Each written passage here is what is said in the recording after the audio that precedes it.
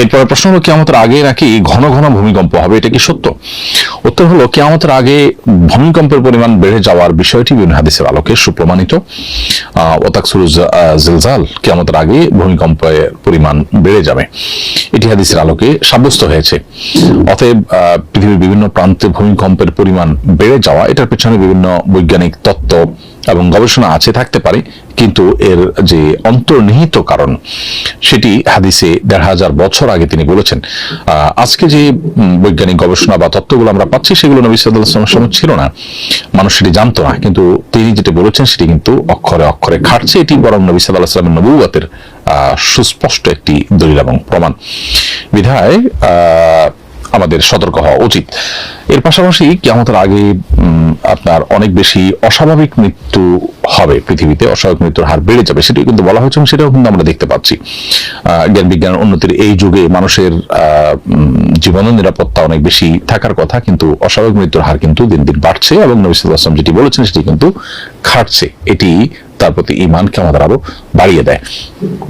এবং আমরা এই ধরনের ভূমিকম্পে আল্লাহর কাছে ইস্তেগফার এবং তওবা করব। কিয়ামতের খুব নিকটবর্তী সময় বড় আলামতের মধ্যে থেকে একটা হলো যে পৃথিবীর পূর্বে পশ্চিমে বড় বড় ভূমিধস ঘটবে। সেটা যে কোনটাকে ইন্ডিকেট করা হলো বা কোন ঘটনাকে বলা হয়েছে, সেটা আদৌ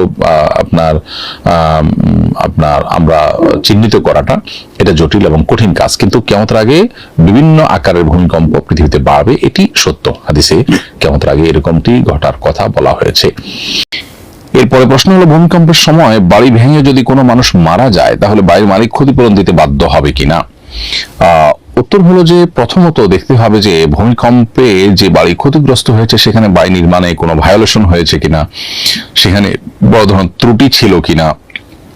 যদি এমন হয় যে যিনি বাড়ি তৈরি করেছেন, বাড়ি মালিক, তিনি ত্রুটিপূর্ণ বাড়ি তৈরি করেছেন, নকশার বরখেলাফ করেছেন, প্রচলিত নিয়মের ব্যত্যয় ঘটিয়েছেন, নিজের মন মতো করেছেন এবং তার এই কর্মকাণ্ডের মধ্য দিয়ে মানুষের জীবনকে হুমকির মধ্যে তিনি ফেলেছেন।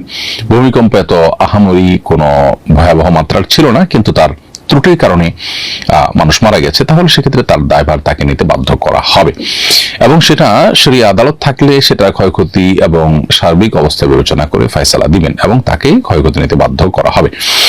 আর যদি তিনি যথাযথ নিয়ম মেনেই বাড়ি করে থাকেন, তাহলে সেক্ষেত্রে এটা প্রাকৃতিক দুর্যোগ হিসেবে ধরা হবে এবং সেক্ষেত্রে তার উপরে কোনো ক্ষয়ক্ষতির দায়ভার বহন করতে তাকে বাধ্য করা হবে না।